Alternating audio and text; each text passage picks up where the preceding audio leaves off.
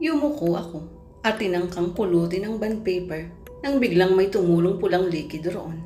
Isang patak, dalawang patak. Hinawakan ko ang likido at nalaman kong dugo iyon. Dahan-dahan kong inangat ang ulo ko pati ngala sa kisame. Nagitla ako sa nakita. Ah! Umalingaw-ngaw sa buong silid ang aking malakas na sigaw. Nakaupo kami sa ilalim ng rubber tree. Kapag vacant period kasi, ay doon kami tumatamgay ng mga classmates ko. Yung mga naririnig kong usapan ay tungkol sa mga napanood nilang Korean novela. May iba ring nag-uusap tungkol sa nabasa nilang libro. Amaya, tawag ko sa katabi ko. Hindi niya ako pinansin at nakatingin lang siya sa puno ng rubber tree. Amaya, tawag ko ulit sa kanya. Wala pa rin akong nakuhang sagot mula sa kanya. Nakatitig pa rin siya sa puno. Puno ng takot ang mga mata. Amaya. Nagulat pa siya nang marahan kong tapikin sa balikat. What happened to you? Ilang beses pa siyang napalunok at tinitigan ako. Parang may hinahanap sa mukha ko. Kunot noong nakatingin ako sa kanya. Meron kang maliit na nunal sa pisngi. Parang walang sa sariling sambit niya. Nakita ko ang ulo mo sa puno. Nagitla ko sa sinabi niya. Bigla akong kinalabutan. Lumapit sa amin si Sarina. Anong ibig mong sabihin, Amaya? Nakita ko ang ulo ni Catherine sa puno. Nanunubig ang mga matatong nakatingin kay Sarina. Amaya, totoo ang sinasabi ko. Nakita ko ang ulo mo na nakapatong sa sanga ng puno. Hindi magandang biro yan, Amaya. Sagot ko na hindi alam kung maniniwala kay Amaya o hindi. No, hindi ako nagbibiro, Catherine. Hindi ako nagbibiro. Hindi ko alam kung maniniwala ako sa sinasabi niya. Umiiyak na siya ngayon kaya lumapit ang iba pa naming classmate. Anong nangyari kay Amaya? Tanong ni Roxy. Nakatingin silang lahat sa amin. Hindi ko alam. Sinasabi niyang nakita niya ang ulo ko sa puno. Sagot ko kay Roxy. Sa tingin ko alam ko na kung anong nakita ni Amaya. Komento ni Sarina. Ano? Kinakabahang tanong ko. Doppelganger. Napasinghap kaming lahat sa sinabi ni Sarina. Napatingin silang lahat sa... Blaga! Amaya, ano yun? Nagulat ako nang bigla na lang may marinig na nahulog sa taas ng bahay. Umakyat ako sa kawayan na hagdan na may 5 baitang patungo sa ikawang palawag ng bahay namin. Sahig na kawayan, lamang ang ikalawang palapag namin, hindi katulad ng maba na simento. Medyo may kalakihan ito at gawa lamang sa kawayan at plywood ang dingding. Nakatayo ang bahay namin sa pinakadulong sulok ng kalsada sa zone 5 sa aming baryo. Titingnan ko Puma. Lumangit-ngit ang sahig na kawayan nang umakyat na ako. Nilibot ko ang paningin at hinawi ang kortina na humahati sa tinutulugan ng nakababata kong kapatid at nang kinilalagyan namin ng mga gamit. Ako naman kasi sa baba natutulog sa sofang kawayan. Doon kasi ako nasanay dahil malamig sa katawan ng sofa. Wala naman akong nakita na nahulog at kahit ano, kaya isinara ko na ang kortina. Meow! Sapo ko ang dibdib sa pagkagulat. May lumundag na itim na pusa sa harap ko. Anong nangyayari riyan, Amaya? Tanong ni Mama na abala sa pagluluto sa kusina. Wala ma, naglilikot lang itong si Erta. Baka naman ginawang tulugan ng pusang iyan ang mga damit ng pinsan mo na nakatambak dyan sa taas. Ilagay mo nga ang ngayon sa karton kapag may oras ka. Opo, tama, Erta ang pangalan ng pusa namin. Bigla lang kasing sumulpot ang pusang iyon dito sa bahay noong lumindol. Earthquake talaga ang inibinay na pangalan ng kapatid ko sa pusa. At Erta na lang daw for short. Hindi na umalis ng bahay namin kahit naniligaw na namin. Hindi rin naman pumayag si Mama na itapon sa ilog dahil masama raw yun. Mamalasin daw ng 7 taon ang sino mang magtatapon ng pusa sa ilog. Bumili ka nga muna ng paminta sa tindahan ni Maring Elena. Wala pala tayong paminta rito. Nakalimutan kong bumili kanina. Bilisan mo ha, baka magsara na ang tindahan niya. Hindi ka pa makaabot. Sige Puma, yung pera na lang dito sa ibabaw ng TV ang kukunin ko. Hindi ko na hinintay ang sagot ni Mama at lumabas na. Medyo malayo pa kasi ang tindahan ni Aling Elena sa kagabi na. Baka magsara. Palabas na ako ng bakod nang may marinig akong parang tunog ng mabigat na bagay na hinihila sa simento. Matinis ang tunog at nangingilo ang ngipin ko nang marinig iyon. Bigla akong kinabahan nang mapatapat sa puno ng niyog sa bakod namin. Ang sabi-sabi kasi ay may nakikita si Ate Angie na kabaong na lumilitaw daw doon at basag pa raw ang isang dulo ng kabaong na iyon. Bigla akong kinilabutan. Pinalis ko sa isip ang bagay yun at marahan kong binuksan ang bakod. Hindi masyadong umaabot sa tapat ng bahay namin ang ilaw ng poste. Dahil doon nakatayo sa kabilang bahagi pa ng kalsada at 3 bahay pa ang nakapagitan mula sa bahay namin. Mabilis akong naglakad. Malapit na ako sa tindahan ni Aling Elena nang makasalubong ko naman si Sil. Saan ka pupunta? Diyan lang sa tindahan ni Aling Elena. Sarado niya. Pero si Boss bukas pa. Nagdadalawang isip ako kung tutuloy pa ako sa tindahan ni Boss. Nakasanayan na kasi ng mga taga rito na tawagin ang may-ari ng tindahan sa Zone 2 na Boss. Mas malayo yun dahil madaranan ko pa ang basketball court at ang health center ng baryo namin bago ang tindahan ito. At kahit ganitong oras ay wala na masyadong tumatambay sa kalsada. Babalik na lang siguro ako. Malayo na eh. Isa pa takot din akong dumaan sa basketball court. Baka kasi kunin ako ng maligno noon. Sagot ko na may halong biro. Hahaha, nagpapaniwala ka nun. Gusto mo samahan na kita? Pupunta sana ako kina Francis eh. Alok ni Sil. Sige, okay lang ba? Oo naman. Tara na. Magkasabay kami ni Sil na naglalakad. Panaka-naka akong tumitingin sa kanya. Bakit? Tanong niya ng mahalata ang pagsulyap ko sa kanya. Ginagawa mo ng boarding house ang bahay ni Francis. Bakit ba doon mo gustong maglagay? May bahay ka naman. Nandun kasi ang barkada. Kaya nandun na kayo. Okay. Patianan ko na lang. Pagdating namin sa bahay ni Boss ay binili ko kaagad ang pinabibili ni Mama.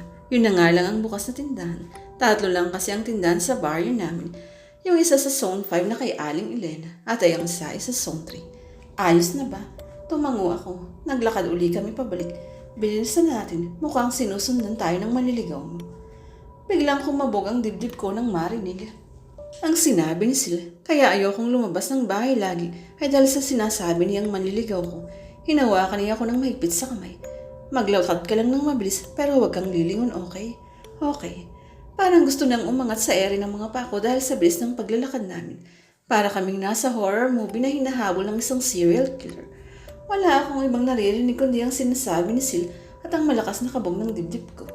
Pagkapasok namin sa bakura namin ay saka lamang binitiwan ni Sil ang kamay ko.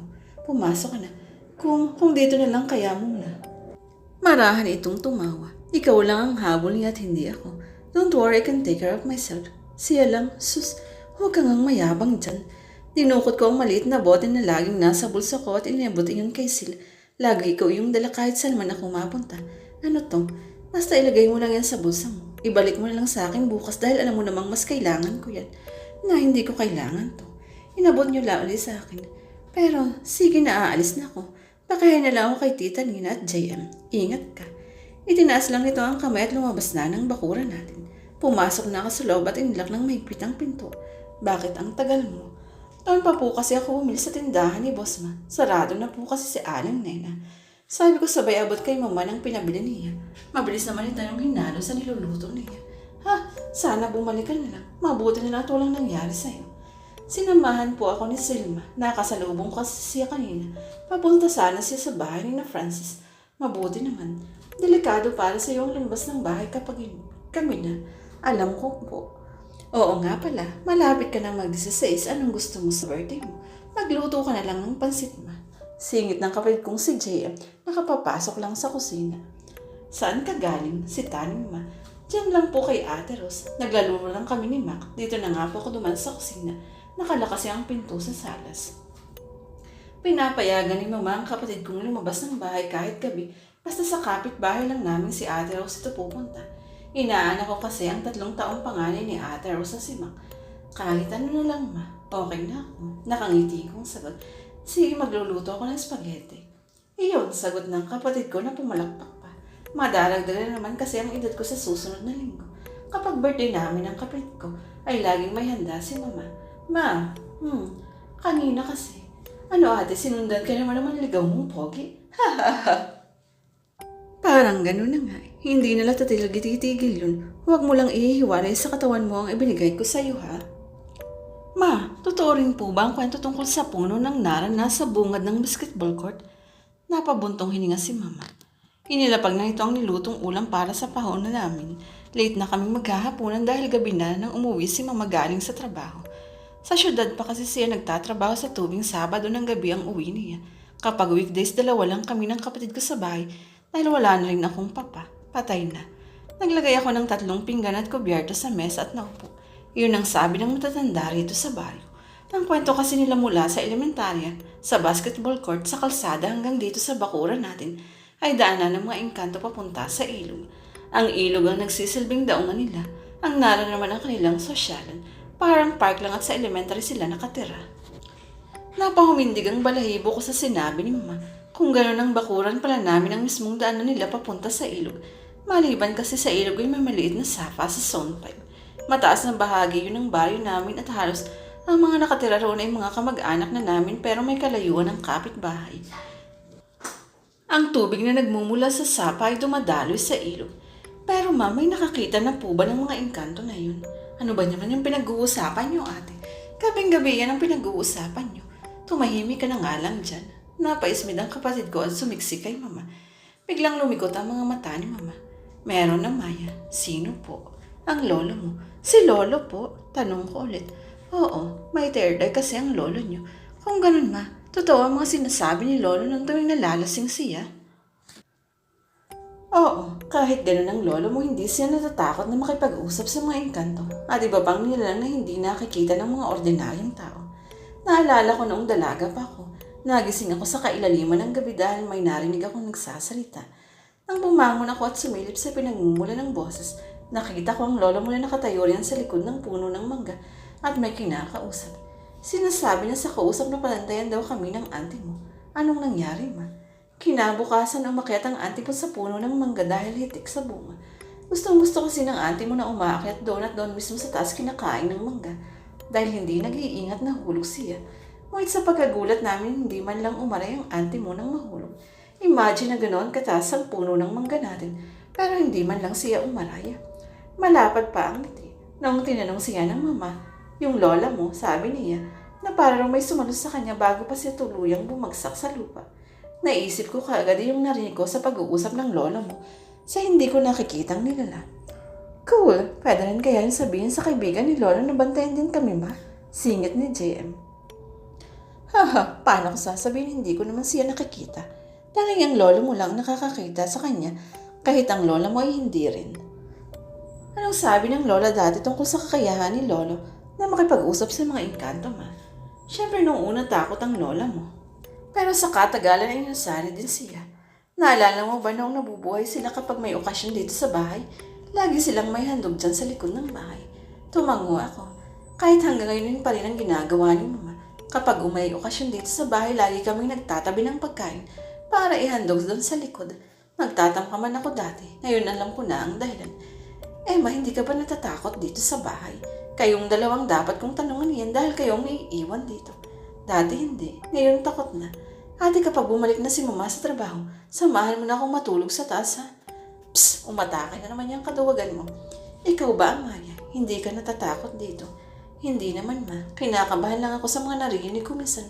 Pero ayos naman. Naririnig? Anong naririnig mo? Like kaninang palabas ako.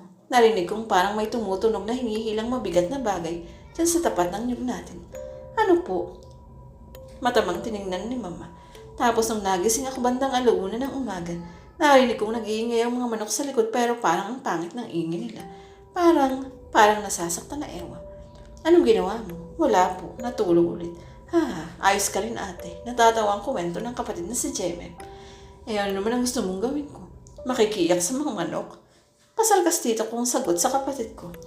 Baka kasi naman na mo ang third eye ng lolo mo, ate. Hala ka, pananakot niya. Tumayo si Mama sa kinauupuan ko at lumapit sa likod ko. Inangat niya ang mahaba kong buhok. Bakit, Ma? Nagtaka ako bakit hindi sumasagot si Mama. Ma, magsuklay ka palagi ng buhok. Para kang hindi dalaga. Hinayaan mo lang na nakasabog yung buhok mo. Hindi ko nga alam, kung paano nagustuhan ni Kuya Silyang si ate. JM, kumain na nga tayo. Yaya ni Mama. Kwentuhan mo ako ulit mamaya, Ma, ha? Bedtime story. Yaya.